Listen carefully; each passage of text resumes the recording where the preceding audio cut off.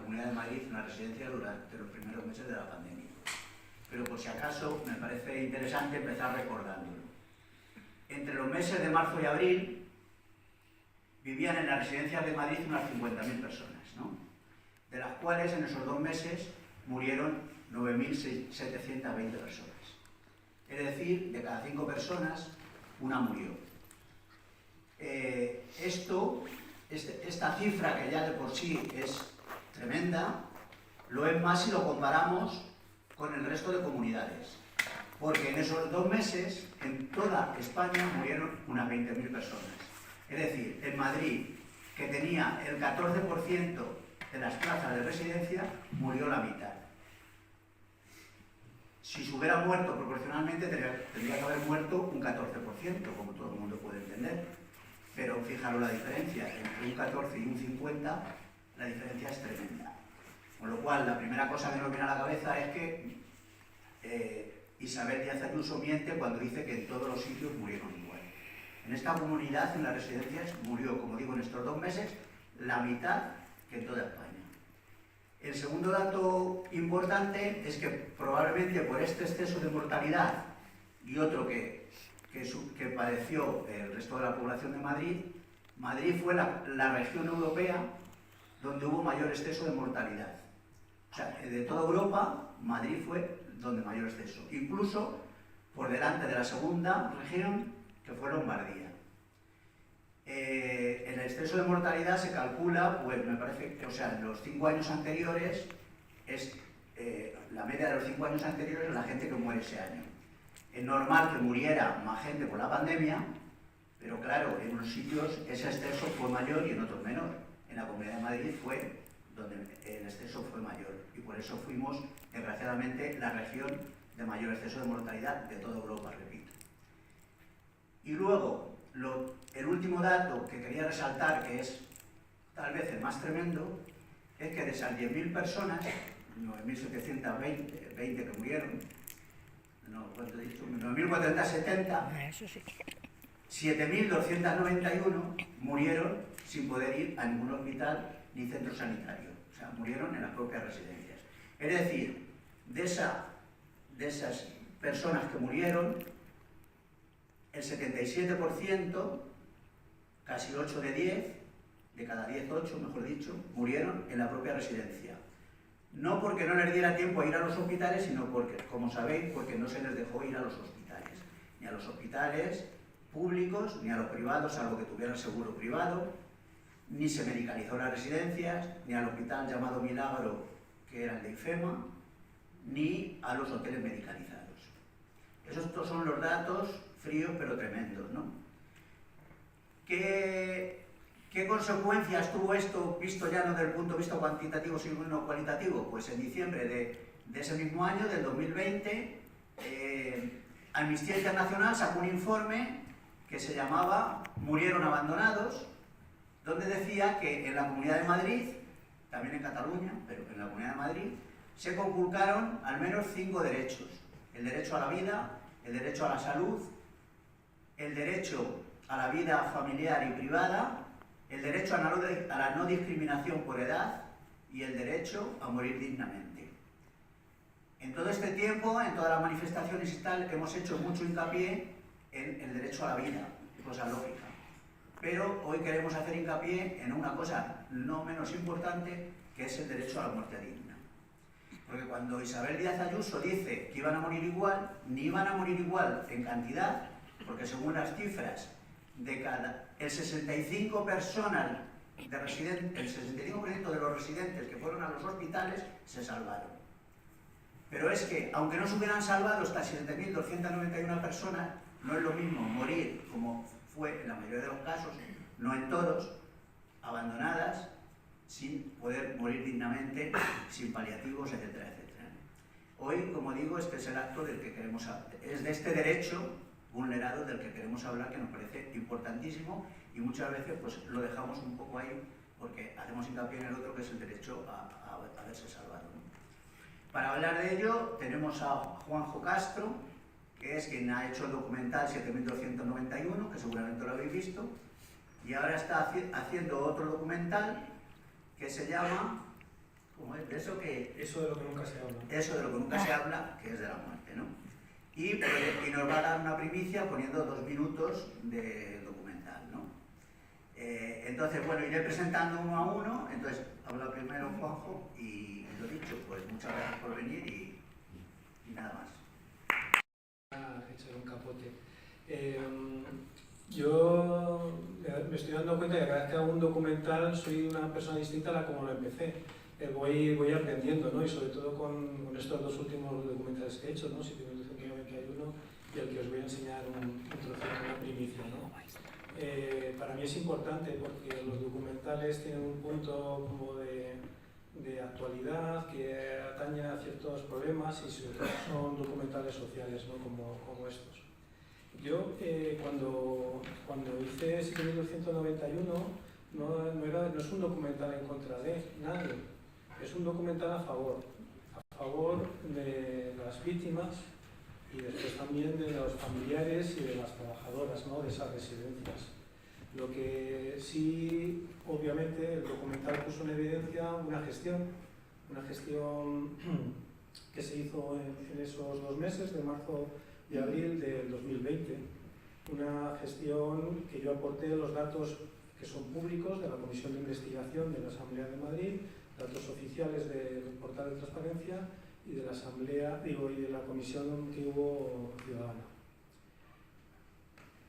¿Qué descubrí? Descubrí, obviamente, yo siempre lo he contado, que yo hice el documental porque leí el libro de Alberto Relleno y no me creía lo que estaba leyendo. Entonces digo, ¿cómo puede ser que esto haya pasado, no? Y claro, lamentablemente lo que este hombre decía era cierto. Y entonces, al ir viendo, digamos, toda esa gestión, ¿qué puso de relieve esa gestión de esos 2 meses? Principalmente, primero, que no se atendió a las personas. Eso es muy duro, ¿no? Que tal número de gente no fuera atendida. Pero después, algo también mucho más, bueno, no más, también de duro, es cómo murieron. Y yo en el documental lo que intenté, me gusta el cine clásico, ¿no? Entonces me gusta que el espectador se identifique con alguien. Yo quise que el espectador se pusiera en el lugar de las familias, no de la persona que había fallecido, porque yo no quería contar eso. Me parecía tan duro contar cómo fueron esos últimos momentos, esos últimos días, que me pareció que había que pasar de puntillas en el documental. Lo cuento, pero de pasada. Bueno, hay un testimonio que lo contará, pero digamos, creo que ahí no había que recrearse en todo eso. Pero no hay que recrearse en el documental, pero sí como ciudadanos tenemos que pensar qué es lo que pasó, porque es un derecho a morir dignamente que tenemos todos, sea en una residencia, en nuestra casa, donde coño sea, ¿no? Entonces creo que eso es muy importante y que no se nos tiene que olvidar. Yo, la verdad que la repercusión que ha tenido el documental ha sido enorme para ser un documental tan independiente y estoy muy agradecido, o sea, las muestras de apoyo que he tenido. Entonces, pero no solo, bueno, he tenido en Madrid, también ha habido proyecciones por toda España. Y otra de las cosas que descubrí o comprobé, aparte de, digamos, de la gestión que hizo aquí la Comunidad de Madrid, Autónoma de Madrid, es otro tema que yo creo que eso es para otro documental, pero con medios, con presupuesto, que es el de las residencias. ¿Cómo están las residencias en la actualidad? Que no solo en Madrid, sino en toda España. Lo que no puede ser es que un sector como el de las residencias esté en manos privadas, o sea, el 90% o el 80 y tanto por ciento, y que el 15% solo esté en manos públicas. Creo que como ciudadanos tenemos que decir que eso no puede ser y que eso tiene que ser mayoritariamente, o sea, tiene que invertirse ese porcentaje, ¿no? Y ya por último, digamos, pues yo como voy siguiendo con estos temas, ¿no? Pues me embarqué en otro proyecto, ¿no? No sé por qué, porque yo siempre digo que el cine es como una droga y es una droga de las mayores drogas que hay. Entonces siempre estoy pensando cuál es el siguiente proyecto. Entonces me embarqué en un proyecto sobre la muerte, que conté con el apoyo de Derecho a Morir Dignamente también. Entonces es un documental, obviamente la muerte es un tema muy extenso, lo que pasa que es un tema que cuando me preguntan amigos, dice, oye, ¿de qué estás haciendo? Digo, pues estoy haciendo un documental sobre la muerte. Joder, qué interesante, ¿no? Digo, sí, muy interesante. Digo, pero tú hablas de la muerte. Dice, no, yo no. Ah, digo, vale. Entonces, en el documental me centro en 4 temas principalmente. Los cuidados paliativos, el suicidio, el duelo y la eutanasia. Porque ya se me iba de madre el tema, entonces uno empieza... yo sé cómo empiezo, pero no sé cómo acabo. Entonces dije, bueno, tengo que centrarme un poco más. Os voy a enseñar 2 minutos de lo que es el documental, y porque yo soy más de imágenes que de hablar, como podéis comprobar. Entonces, nada, pues veis el vídeo y después, como habrá un coloquio, pues hablaremos con esta gente tan interesante que está aquí y seguro que con Javier, ¿no? O sea que adentro vídeo, que me han dicho que diga eso. Por lo menos de los poderes madrileños que quedase oculto, pues hemos logrado que no se quedara oculto, sino que hoy sabe mucha gente lo que sucedió allí. Ahora hace falta que la justicia también se entere, que todavía parece que no se entere. Pero bueno. La siguiente compañera que hablará es María Ángeles Maquedano. Ella trabajaba en una residencia durante la pandemia y antes también trabajaba, y ella pues vivió esos momentos y lo sufrió también, y bueno, pues ella nos va a comentar cómo lo vivió y lo que vio, porque así como de otras cosas hay imágenes, de la DAN hay imágenes, de otras tragedias hay imágenes, de lo que pasó en la residencia no hay imágenes. Hay testimonios, pero no hay imágenes. Entonces es muy importante que las personas que lo vivieron directamente y lo sufrieron, pues nos lo cuenten. Nada más. Hola, buenas noches. Gracias por invitarme. Cuando mi compañera me llamó para invitarme, dije que sí porque creo que quien se olvida de las cosas está condenado a repetirlo, lo que está pasando en la actualidad. Y nada, os voy a contar un poquito lo que ha pasado entre los meses de marzo y abril, desde mi punto de vista de cómo lo vivimos dentro de la residencia. Pues al principio fue un caos donde no sabíamos cuál era el sitio de cada uno, ni el sitio de los residentes ni el sitio de los trabajadores. Luego, cuando los confinamos en las habitaciones, empezó el silencio. Era un silencio atronador y aterrador, y te daba miedo ir por los pasillos, porque solo había silencio. Y yo lo que más me acuerdo, a fecha de hoy, y es que lo sigo viendo igual, eran los ojos de la gente pidiéndome ayuda, sin voz, y yo solo tenía mis manos para poderles ayudar. Gente muriéndose días y días. No teníamos absolutamente ningún tipo de cuidado paliativo, ninguno. Ibas por las habitaciones y había gente que no estaba enferma al lado del que estaba enfermo, y al día siguiente estaba enfermo. Fue horrible, era como una guerra diaria. Estábamos tan cansadas, había gente trabajando enferma, gente cansadas, porque quedamos 4 personas trabajando. La verdad es que quedamos 4 personas trabajando y no podíamos atender a los residentes, es que no los pudimos atender. Por mucho que queríamos, no podíamos atenderlos. Estaban sin comer, estaban sin beber, veíamos, te miraban y veías que se estaban muriendo asfixiados y no podíamos hacer nada, no teníamos nada. No, llamamos a todas las puertas que pudimos llamar. Nadie, excepto una persona que nos ayudó, nadie, no tuvimos respuesta de nadie. Llegabas a tu casa destrozada y al día siguiente te tenías que levantar y tenías que volver otra vez a lo mismo, sin saber cuánta gente seguiría viva o podría por fin haber descansado. Porque es que era horrible llegar por las habitaciones y verlos agarrados a las barandillas de la cama. No les podías dar de beber, no les podías dar de comer. Es que no podíamos hacerles nada, no teníamos nada para darles. Y tú veías que se morían. Y si tenían suerte, se morían en 2 días. Pero si no tenían suerte, estaban padeciendo un calvario durante 4 y 5 días. Eso era lo que pasaba en las residencias de la Comunidad de Madrid. Y tú llamabas y escribías y nadie te decía qué tenías que hacer, ni qué protocolos, y veías que nadie veía por ellos, que nadie venía a ayudarte. Es que no lo sé, no he estado nunca en ninguna guerra, pero considero que no lo sé, se perdió toda la dignidad que puede tener el ser humano, la perdimos en la residencia durante los meses de marzo y abril. Toda la dignidad se perdió. Muchas gracias, María Ángeles. No sé si puedo hablar después de escucharte a ti. Ha sido tremendamente emotivo. Hola, ¿me oís? Sí. Ha sido tremendamente emotivo. Esta vivencia en directo es tremenda. Bueno, yo voy a leer un poco el guión que me he preparado, porque tengo una edad y se me olvidan las cosas también. Primero agradeceros que contéis con nosotros y encantaros de colaborar siempre que nos lo pidáis.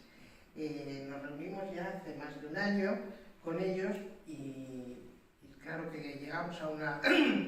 Teníamos muy claro todos, tanto ellos por supuesto y nosotros también, que no solamente era que habían fallecido 7.291 personas, no era solamente el número, sino también la forma escandalosa en la que habían fallecido, una forma vergonzosa por la aplicación de unos protocolos indecentes que discriminaron por razón de edad, por situación funcional, por lugar de residencia, porque al vecino de la casa de al lado sí se le podía llevar al hospital aunque tuviera la misma edad, o por no tener un seguro privado. A estas 7.291 personas también se les privó de tener una buena muerte, una muerte digna. Como sabéis, os ha dicho él, formo parte de una asociación que se llama Derecho a Morir Dignamente. Es un movimiento ciudadano por el derecho a una muerte digna.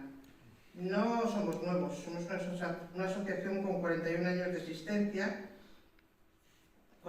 que se fundó con personas de distintos ámbitos y con malas experiencias que querían reivindicar una buena muerte, una muerte de calidad como broche final de la vida. El fin fundamental de nuestra asociación es el derecho de cada persona a disponer con libertad de su vida y elegir libre y legalmente cuándo finalizarla. A ver, es una premisa mucho más amplia de la que nos podemos permitir en esta situación tan concreta, ¿no? Pero bueno, que nos conozcáis, que sepáis que nosotros luchamos por la libertad de cada persona y por su dignidad personal. Defendemos de modo especial el derecho de los enfermos en fase terminal a morir sin sufrimiento y según sus deseos, sus valores y sus creencias. La disponibilidad de la propia vida es un concepto amplio, individual y con una reflexión sobre las vivencias personales. Pero, dicho esto, hay un consenso amplio sobre los mínimos aceptables para lo que consideramos una buena muerte. Y lo que consideramos una buena muerte, así a nivel general, es morir en paz y con serenidad, despedirse de los seres queridos y una muerte tranquila, sin dolor, sin angustia, acompañada muchas veces de un sueño suave.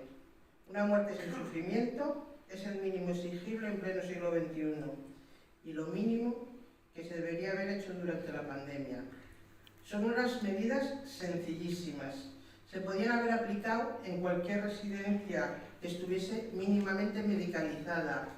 La ley del año 2002 no es ninguna novedad. Es la ley de autonomía de paciente. Perdón. No, me he comido un pollo. Claro, estoy en una situación muy incómoda.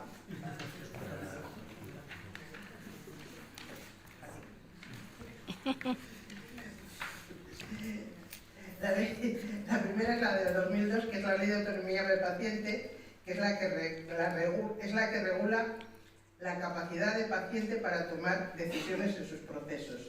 os contaré un poco más, pero bueno. Luego, en el 2005, se regula el derecho a formular por escrito las instrucciones previas, que es lo que conocéis todos por el testamento vital, y se crea el registro. A ver, no voy a hacer mucho hincapié en el testamento vital, pero ahora que estamos aquí, que estáis todos y que estáis en una buena situación, plantearos que si queréis tener un final de vida conforme a lo que queráis, más vale dejarlo escrito por si un día no os podéis expresar.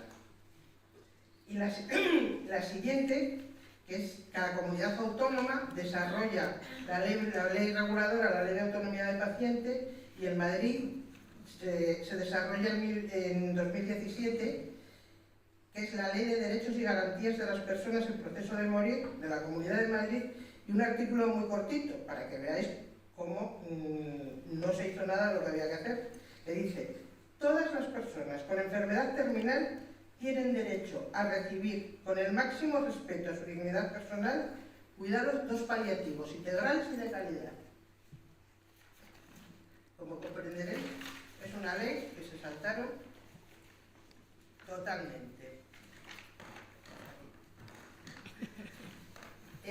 La ley de autonomía del paciente, que os voy a contar un pelín más por encima, pero bueno, ya os he dicho que supone un cambio en el paradigma de las relaciones médico-paciente. El paciente empieza a ser un sujeto activo en el proceso de su salud y de su enfermedad. Se le reconoce el derecho a la información sobre su patología y las opciones terapéuticas científicamente contrastadas, pudiendo elegir la que crea más apropiada. Insisto, opciones científicamente contrastadas. No vale con que alguien vaya y diga que quiere que le pasen un zumo de limón con no sé qué historia nueva que han visto en internet. Pero sí tiene derecho a que se le informe sobre su proceso y pues si no me pongo la quimioterapia, ¿qué otras opciones tengo? Y entonces elegir, dependiendo de la edad, de su vida y de lo que desee. También tiene derecho a renunciar a tratamientos activos y o pruebas diagnósticas, sin que por eso sea abandonado por el sistema sanitario. Quiero decir con esto, pues a lo mejor no quiero que me pongan una sonda y me alimenten de forma artificial, o no quiero que me pongan un tubo. O sea, tengo derecho a renunciar en determinados casos, tengo derecho a renunciar siempre que quiera.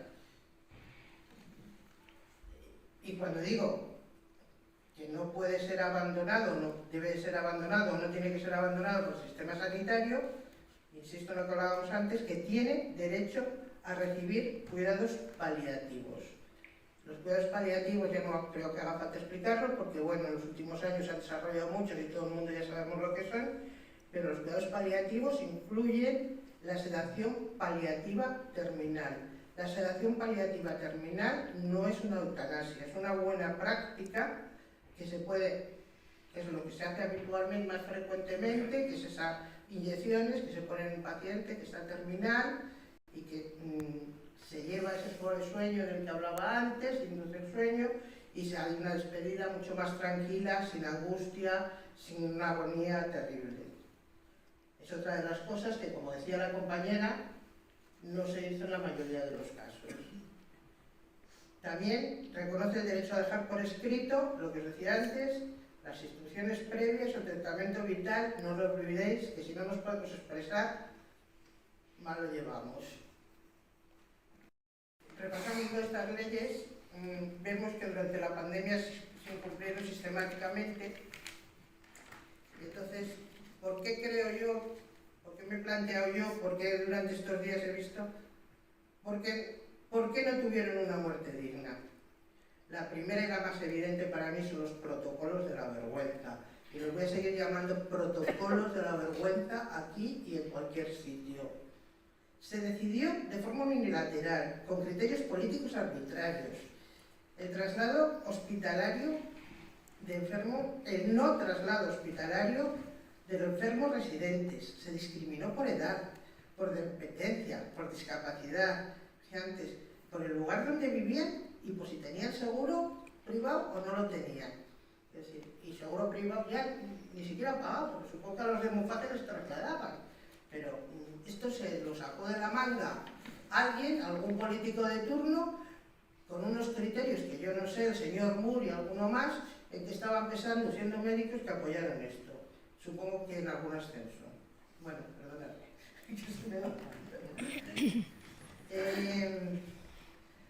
No se medicalizaron las residencias. Sí dijeron que iban a medicalizar las residencias, se habló de que las medicalizaban, montaron algo que una señora que sin ninguna experiencia, hija de un político, asesor de la señora Ayuso, que fue la señora Burgueño, lo llamó Operación Bicho, que ya tiene narices la cosa, porque son entre graciosilla y malamente, que no sirvió absolutamente para nada. Montaron un grupo de, me parece que fueron 18 pediatras, pero que fue un absoluto desastre porque se siguió negando el traslado. Al Suma 112 se le dio orden de no trasladar. Si se llamaba de una residencia, no iban. El personal sanitario en las residencias es insuficiente. Hablo personal sanitario, médico y enfermería. Las gerontólogas están, las auxiliares especialistas son pocas, por supuesto, pero el sanitario hay veces que ni existe. Otras veces tiene una formación escasa en el tema. Y sobre todo los médicos, y os lo digo por experiencia personal, porque yo he trabajado en el Suma 112, los médicos de la residencia son muy reacios a aplicar sedación terminal. Unas veces por ideología, otras por interés, por desinterés, y algunas veces, muchas veces no tienen ni la medicación, sino una medicación muy básica, porque es una morfina y otra cosita, o sea que no eso. Si no... de pura y dura realidad. Ahora, para ti. La tercera cosa que he tenido en cuenta, que me parece que fue otra indignidad tremenda, es la escasa o nula comunicación con la familia. Lo que privó del conocimiento de los deseos del residente. Porque a nadie se le preguntó, tu padre que en la situación que está de demencia y con los 100 años querría ir a un hospital, no querría, como que se lo sedamos, no lo sedamos, no se preguntó para nada. Y eso tampoco está escrito en las historias. Se privó a la persona del acompañamiento y a los familiares de la despedida, lo que ha hecho que los duelos sean tremendamente complicados y patológicos, y de hecho hay muchos duelos que no están resueltos. Si ya de por sí la pandemia y algunos que perdimos familiares en unas condiciones no tan complicadas nos ha dejado un duelo complicado, los que los perdieron en estas no quiero ni pensarlo. Y en los fundamentales, como decía Javier antes, se vulnera el derecho a la salud, se vulnera a la no discriminación y una muerte sin sufrimiento. No se trata solo de cuántos murieron, se trata de cómo murieron también. ¿Y por qué pasó? Pues sí, es verdad que el sistema sanitario colapsó, porque era una situación, fue un tsunami que nos pasó por encima a todos, para la que no estábamos preparados. Pero, dicho esto, se empiezan a tomar medidas. Entonces, hay también una falta de preparación de las residencias, que es un modelo muy poco funcional y muy obsoleto. Y luego, fue muy importante las decisiones administrativas, que fueron arbitrarias y discriminatorias. Perdonadme un segundo.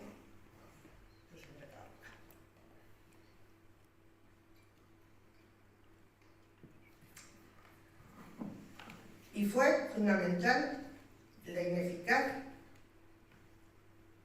iba a decir asquerosa, gestión política de los recursos que se crearon y se malutilizaron, pero luego nunca se utilizaron a favor de los residentes. Es que fue tremendo. Se metió dinero en esta comunidad, se metió mucho dinero en esta comunidad, pero se gestionó de una manera infame. Se hicieron centros intermedios. Es que al IFEMA fueron 17 residentes. No, fueron 20 y tantos residentes. 23. Los que fallecieron. 23, ¿no? Sí. O sea, es vergonzoso. O sea, allí podía haber ido mucha gente que estuviera débil, que se podía haber no seguir en contacto en la habitación con el enfermo de al lado, que fue una de las causas que aumentó el número de muertes. Los hoteles medicalizados no quiero ni contarlo, allí no sé ni, vamos, ni soñar que pasase por allí nadie, ninguno, ¿verdad? Y las camas en hospitales privados, que también se pagaron y se reservaron, tampoco se llevó a ningún paciente. Y luego, por supuesto, la que nombraba antes, que a mí me da vergüenza hablar de la operación Medichor. Todas estas cosas hicieron que fuera un absoluto desastre. Y dicho esto, me decía Javier un poco, cuando hablamos, que pensase un poco en las medidas que se deberían de poner en marcha. Las medidas que se deberían de poner en marcha, para mí la primera es medicalizar las residencias, con un servicio sanitario 24 horas, 7 días a la semana. Con un personal que sea más personal y que tenga mejor formación. Que existan los protocolos de aislamiento. Que existan planes de emergencia y que exista stocks en el material. Porque que no pase que llegue a una situación límite y no hay material para nada. Que ese material esté reglamentado, esté metido en un protocolo y se tenga siempre. En cuanto al personal, que las ratios sean adecuadas, porque las ratios son tremendas. Hoy estaba viendo, me parece que era en Castilla y León, una residencia que tenía 3 auxiliares de geriatría para 100 personas. Es insoportable, no se ha aprendido nada. Que esas personas tengan una formación específica obligatoria y además se les esté ofreciendo formación continuada. Y que sus condiciones laborales sean unas condiciones dignas, porque las condiciones indignas que tienen llevan a una rotación de personal muy frecuente y esa rotación de personal disminuye la eficacia en la atención a los pacientes. También se necesita un cambio del modelo residencial. El modelo residencial es obsoleto, es antiguo, son macroresidencias para ganar dinero, no son residencias humanas. Y en este modelo de residencias tienen que estar sectorizadas para que en un momento determinado se pueda garantizar el aislamiento. Hubo hace unos años un proyecto que se llamaba En Casa, que se hacía en un grupo pequeñito, pero se ha quedado en nada y al final lo que priman son los grandes grupos que se están llevando el gato al agua. Y otra cosa son las habitaciones individuales. Las habitaciones dobles que hay que compartir, no sé muy bien por qué, porque bueno, cuando vas con tu pareja, vale, cuando vas con tu hermano, vale, pero esto no sirvió nada más también que para que el número de muertes aumentase, porque claro, si se contagiaba uno, se contagiaba el de al lado. Otra de las cosas sería garantizar el acceso a cuidados paliativos de forma rápida y eficaz. Primero, tenemos pocos equipos todavía de cuidados paliativos, pocos que entren en las residencias, pocos que se reclamen que vayan a las residencias y además una gestión farragosa para conseguirlo muchas veces.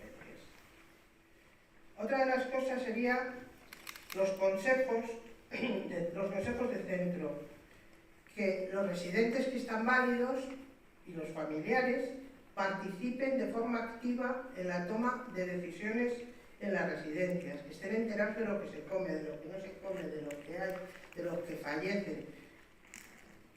Lo mismo que los consejos escolares, pero consejos en las residencias.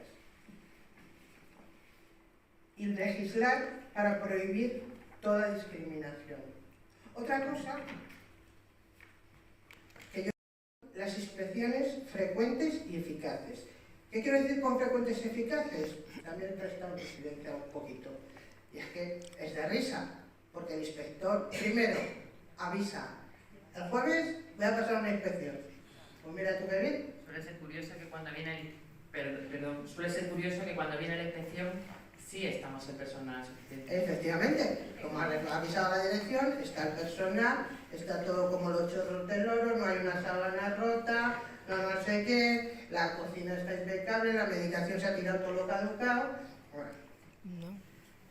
Otra de las cosas que tendría que poner serán unas multas significativas, porque si yo le pongo 2.000 euros de multa y usted está ganando 20.000 al mes, por los 2.000 euros yo sigo incumpliendo y me llevo los 20.000 más.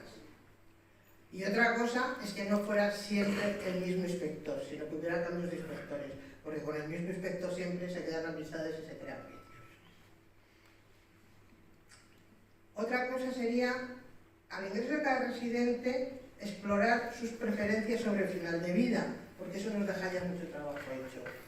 Si tiene testamento vital, si no lo tiene, decirle que existe, si tiene deseo de hacerlo, y todo esto que esté incluido en su historia sociosanitaria y en su historia clínica.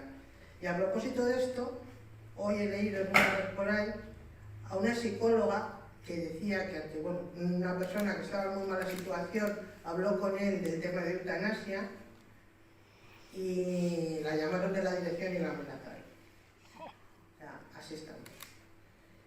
Y bueno, como último, facilitar siempre el acompañamiento, que no vuelva a pasar que esta profunda soledad sea tan terrible. Es verdad que los primeros días a lo mejor fue muy difícil, como decías tú, que nadie sabía dónde estaba, pero pasar los primeros días se pueden dar cosas.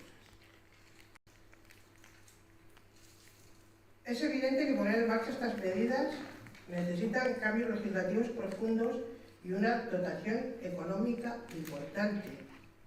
Pero somos una sociedad avanzada, o queremos serlo, o creemos serlo. Yo creo que hay que hacerlo, porque los que están en la residencia hoy se lo merecen, y los que a lo mejor estamos mañana nos lo merecemos también. Y como dijeron los gallegos, nunca más. Un poco la situación. Mi abuelo falleció con 104 años de edad, pero 104 años que estaba estupendamente, que se hacía 10 kilómetros diarios de bici estática, que llamaba con el móvil, de memoria estaba perfecto y los médicos no daban crédito anualmente cuando le hacían análisis y decía que tenía un corazón de una persona joven. Entonces yo estoy convencido de que si hubiera sido derivado se hubiera salvado. Pero vamos, esta carta la hice en honor a mi abuelo y a todos los fallecidos en las residencias. Os la voy a leer y empieza así. Al ser más frío e insensible que conozco. Una cifra que se quedará marcada 7.291, aunque sospechamos que son muchas más. Y lo creemos porque hubo ancianos, como mi abuelo, que no pudieron ser contabilizados, ya que hubo casos que fueron anteriores a que el test de COVID con el que se les contabilizaba llegase. Mi abuelo falleció justo antes de que llegara el test de COVID. Mi nombre es Darío y soy nieto de uno de los fallecidos por sus actos negligentes, que fue el de no medicalizar las residencias, además de prohibir la derivación de los ancianos de las residencias a los hospitales. Mi abuelo, con 104 años, era una persona con una salud digna de estudiar. Muy pocas veces enfermaba. Usaba el teléfono móvil. Se hacía 10 kilómetros en bicicleta estática cada día. Además, tenía una memoria excelente y un gran sentido del humor. Los médicos lo hacían anualmente una revisión y se asombraban que con esa edad tuviese una salud digna de elogiar. Enfermó a mediados de marzo. Nos llamaron de las residencias y nos dijeron que ojalá no fuese el COVID, porque tenían órdenes de la Comunidad de Madrid de no derivar a los ancianos de la residencia a los hospitales. 2 semanas después, un 30 de marzo del 2020, fallecería. Nunca le perdonaré por esos actos negligentes que realizó y que a mí me hizo perder a la persona que más quería en este mundo. Termina la carta así y quería eso, agradeceros a todos la visita y el apoyo recibido. Yo tendría que luchar, ¿no? para que ese homicidio imprudente que llaman ellos tuviera unos responsables y llegáramos a saber la verdad, hubiera reparación, hubiera justicia. Y prometí que yo daría mi vida hasta el final, hasta que eso se consiguiera. Los años pasan y el desánimo, la verdad, yo lo siento, soy humana, y me duele mucho, pero estoy muy desanimada. Y estoy muy desanimada por muchas cosas. Primero porque pienso que nos han abandonado todos, ¿no? La Fiscalía, para empezar. O sea, la Fiscalía no ha querido investigar absolutamente nada. Nos han dejado a nosotros esa función. La de Madrid. La Fiscalía. Ah, bueno, pues perdona. Yo es que además tuve una reunión con Amadeo Lastra y quedó clarísimo cómo esa señora piensa. Pues perdona, Fiscalía de Madrid. Tienes razón, tienes toda la razón. La Fiscalía de Madrid. Entonces hemos llegado a un punto que después de 5 años pues quedan unos casos, porque pueden determinar que si se archivan o no. Pero yo me pregunto, ¿por qué en nuestro caso, que os oigo hablar, o sea, bueno, yo lo he vivido, pero os oigo hablar y digo, es que es tan evidente que lo que ocurrió fue una crueldad, que lo que hicieron fue olvidarlos, machacarlos, una muerte indigna, a las familias nos mentían, nos engañaban, a mí, yo no pude hablar con mi madre en todo el tiempo, ni verla, nada. Entonces, es tan evidente que yo digo, ¿por qué estamos en esta situación? ¿Por qué estamos tan solos? Porque es verdad, la sociedad, creo, probablemente por influencia de los medios de comunicación se iban a morir igual, se hizo todo lo que se pudo, era una situación de guerra. Es que la sociedad no nos acompaña. Yo veo, y me alegro un montón, que la Dana de Valencia esté saliendo la gente a la calle un día sí y otro también, y miles de personas, no solamente las familias, sino la sociedad. ¿Y aquí qué ha pasado? ¿Qué nos ha pasado a nosotros? ¿Por qué nos han dejado tan solos? Y entonces estamos realmente abandonados. Yo tengo una tristeza y una desazón y una impotencia porque prometí que seguiría luchando, pero es que no sé dónde vamos a llegar. Y yo me pregunto, aquí que estamos parte de esa sociedad civil, por favor, ¿qué podemos hacer? Porque es tan evidente que fue una política programada, activa, para eliminarnos de la forma que lo eliminaron, que no sé cómo pasa el tiempo y estamos como estamos. Y perdonad que ya ha sido más que una pregunta. Y luego, ya en términos de preguntas, a mí me parece tan importante que las personas que lo vivisteis en directo, como es tu caso, es que escucharos, a mí es que se me ha cogido el corazón, porque es que realmente yo no tenía ojos, yo no sé lo que pasó allí, yo no lo vi, yo no tengo ni imágenes siquiera, ¿no? Entonces, cuando tú lo cuentas, te digo, ¿cómo puede ser que no se vea lo terrible que fue todo? Entonces, bueno, que creo que es muy importante que estas luchas se vean y que sigamos luchando, pero no sé muy bien hasta dónde podemos llegar, cómo hacerlo. Y luego quería preguntar a que nuestras familias habían muerto por omisión de socorro, ¿vale? Pero señor, yo le decía al juez, pero yo, ¿qué datos puedo tener yo de la residencia si no sé cuánto personal había, ni si había médico ese día o no lo había, ni qué tratamiento, sí, nos pusieron un tratamiento, pero fijaros qué cosa, es que es terrible. Las 5 personas que presentamos la querella al mismo tiempo, las 5 familias, nos pusieron, el médico forense puso exactamente el mismo texto, de 5, bueno, eran de distintas residencias, el mismo texto. O sea, es que han hecho una crueldad con las familias, o sea, nos han maltratado de tal manera y la justicia ha quedado tan desprestigiada para nosotros y tan absolutamente descorazonador que es eso. Pero bueno, lo que te quería preguntar, a mí en mi informe médico me ponía que sí, que mi madre no sufrió, ojalá sea así, y que le habían dado todos los medicamentos necesarios. Pero yo me pregunto, ¿qué medicamentos podía tener una residencia que no estaba medicalizada, que había un médico y había sido una enfermera? Quiero decir que eso hubiera sido fácil de demostrar, ¿no? Porque es otro derecho vulnerado de ellos, otro más, aparte de todos. Y entonces, pero allí, como claro, el forense dijo que les habían medicado no sé qué cosas, a todos los residentes igual, pues bueno, no sé, quería preguntar. A ver, la sedación